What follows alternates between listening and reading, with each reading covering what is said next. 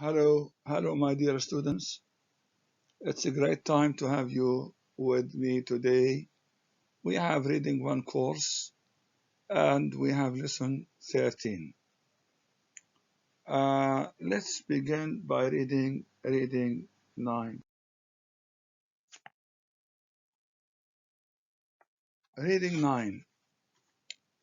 On Monday afternoon, that Trefoils arrived. Mr. Norton with his mother and both the carriages went down to receive them, with a cart also for the luggage, which was fortunate, as Arabella Trefoil's big box was very big indeed. And Lady Augustus, though she was economical in most things, had brought a comfortable amount of clothes. Each of them had her own lady's maid, so that the two carriages were necessary. How it was that these ladies lived so luxuriously was a mystery to their friends, as for some time past they had enjoyed no particular income of their own. Lord Augustus had spent everything that came to his hand, and the family owned no house at all. Nevertheless, Arabella Trefoil was uh, to be seen at all parties, magnificently dressed, and never stirred anywhere without her own maid. It would have been as grievous to her to be called on to live without food, yes, as to go without this necessary appendage. She was a big, fair girl whose copious hair was managed after such a fashion that no one could guess what was her own and what was purchased. She certainly had fine eyes, though I could never imagine how anyone could look at them and think it was possible that she should be in love. They were very large, beautifully blue, but never bright, and the eyebrows over them were perfect. Her cheeks were somewhat too long, and uh, the distance from her well-formed nose to her upper lip too great. Her mouth was small and her teeth excellent, but the charm of which men spoke the most was the brilliance of the complexion. If, as ladies said, it was all paint, she or her maid must have been a great artist.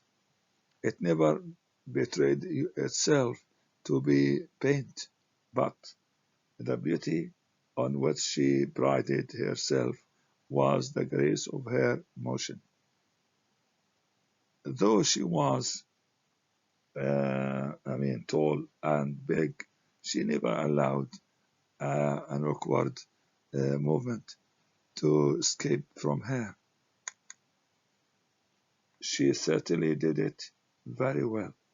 No young woman could walk across an archery ground with a finer step or manage a train with more perfect ease or sit upon her horse with a more complete look of being at home there.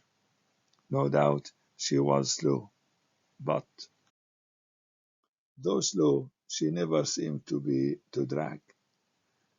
Now she was, after a certain fashion, engaged to marry John Morton, and perhaps she was one of the most unhappy young persons in England. All right. This long passage is about Arabella and about her beauty, about her personality, about her appearance, and if you have understood it quite well, you can do the next exercises or questions. The questions that follow refer to the numbered words in the passage above. Here, who? What was fortunate? To whom does them refer? What are their names? What is this necessary appendage? To what does what refer? What is it? What is it? And so on. Let's return to the first question. Who? The first question. Yeah. Number two, what was fortunate? Number three, to whom does she them refer? To whom? I mean, who does who does them refer to? What are number four? What are their names? Number five, what is this necessary appendage? Number six, what does what here refer to? What does what refer to? Yeah, what is it? Number seven. Number eight, what is it? Number nine, and to what does this it refer? Number 10, where is there? Now we turn to the exercises. Exercise number one, respond to the following according to the nature of the item. Number one, after reading this passage, we can infer that A. Arabella Trefoil is the heroine of the Trollope's novel. B. The author does not especially like Miss Trefoil. C. Miss Trefoil is very rich. D. Miss Trefoil has a maid. And I think the answer must be here that the C must be B. The author does not especially like her. Number two, after describing each of Miss Trefoil's features, the author A. tells us how beautiful they are. B. Makes us admire her. C. Adds something to negate their beauty. D. Discusses her attitude towards her mate. And the answer is here C. After each description of each of her features, he usually adds something to negate their beauty. Of course. Number three, Miss Trefoil's full hair. It is implied is A. An exceedingly pretty. B. Not entirely natural. C. Dyed. D. Very fashionable. Yes, he implied that it is not entirely natural. Yes. Number four, true or false? The author thinks Miss Trefoil's eyes are beautiful. False. He doesn't. Women, number five. Women sometimes criticize each other. What nasty remark do they make about Arabella Trefoil's? Yes, that she's all bent.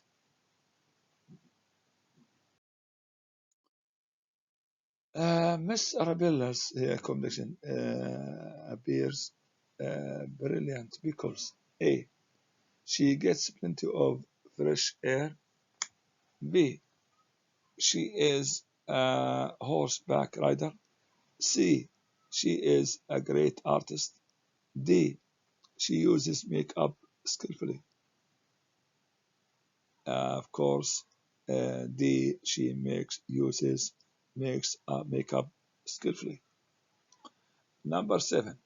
Apparently, Miss Trefoil and Lady Augustus A. have plenty of money. B. Live beyond their means. C. Like to visit friends. D. Have limited wardrobes. Of course, they here apparently live beyond their means. Number 8. Lord Augustus, it is implied, has A. Provided his wife and daughter with luxury. B. Moved from the family home. C. Wasted his inheritance. D. Become a mystery to his friends. And the answer here is, of course, C. He wasted his inheritance. He actually, spent every money, every penny that came to his hand. Number 9. Presumably, probably, the ladies' maids show that A. The ladies are helpless without service. B. The ladies are wealthy. C. A large group visited the Mortons. D. Two carriages were needed to transport the group. And here, presumably, the maids show that, of course, number A, the ladies are helpless without service. Number 10, the reader can infer that Miss Trefoil is planning to marry for number A in new clothes, B love, C money, D position. Of course, he implies to marry for a new clothes. Yes. Number 11. Miss Trefoil considers her maid more essential than her A. Mother, B. Fiancée, C. Dinner, D. Clothes. And the answer is dinner. Number 12. The reason Miss Trefoil is unhappy is that A. Her clothes are expensive. B. She didn't want to visit the Mortons. C. She and her mother do not get along well. D. She does not love her fiancé. And the answer is, of course, D. She does not love her fiancé.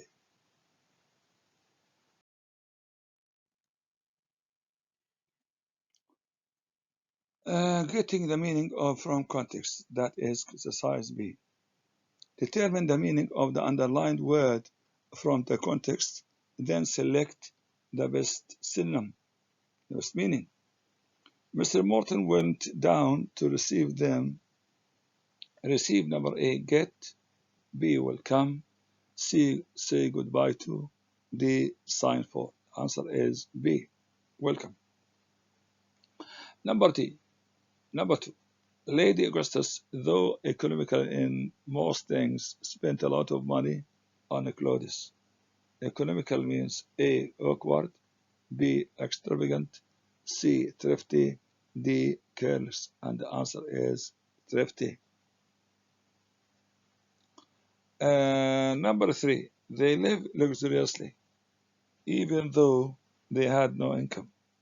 Luxuriously means expensively, B. Cheaply, C. Usually, D. Beautifully. And the answer is expensively. Arabella never stirred anywhere without her mate. Stirred means A. Mixed, B. Moved, C. Stayed, D. Resided. And the answer is moved, B. Number 5. It would be grievous to her to live without her mate. Grievous means A. Pleasant, B. Grateful, C. Plentiful, and D. Tearful. And the answer is tearful, D. Number 6. The maid was necessary appendage. Appendage means here A. Something added, B. Application, C. Dependent, or D. Servant.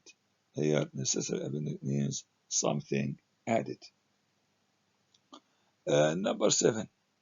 It never betrayed itself to be pained. Betrayed means A. Made known, B. Fooled, C. Bewildered, D. Bestowed. And the answer is A. Made known. Number 8. She was graceful and never moved awkwardly. Yes, awkwardly means A. Smoothly, B. Clumsily, C. Merrily, D. Gracefully. And the answer is B. Clumsily, awkwardly. Number 9. She prided herself on her graceful walk. Prided means A. Was proud, B. Was pricked, C. Was happy, D. Was sorry. And the answer is A. Was proud. Number 10. She was slow and never seemed to drag. A drag means A. Here, a dread to move, B. Dress carelessly, C. Walk fast, D. Move too slowly. And drag means D. Move too slowly. Number 11. A woman who marries for money, not love, is indeed mercenary. Mercenary means A. Loving money, B. Here disinterested, C. Frigid, D. Meticulous. And the answer is A. Loving money. Right. Exercise C. Vocabulary building. Words that describe people. The following list includes words that describe people and their behavior. Look up any words you do not understand in a dictionary, of course, and then underline and define those words that especially apply to Arabella profile, as Trollope described here in the selection from the American Senator. We have here number 1, aura, number 2, charlatan, number 3, debonair, 4, enticing, number 5, frivolous, number 6, personable, and number 7, superficial. Yes, number 8, unerring, number 9, urban, number 10, frugal. Here is a list of words that describe the protagonist in an adventure movie, novel. Beside the word, write the definition. All of these words are adjectives. We have here Superman is a hero to his fans because he is, and you can write or choose the following. Tenacious, strong, invincible, cannot be conquered. Diligent means skillful. Impetuous, that means yes. Relentless, yeah, fearless. Pugnacious, uncompromising, but strong. Resilient, strong. Most of them refer and apply to Superman.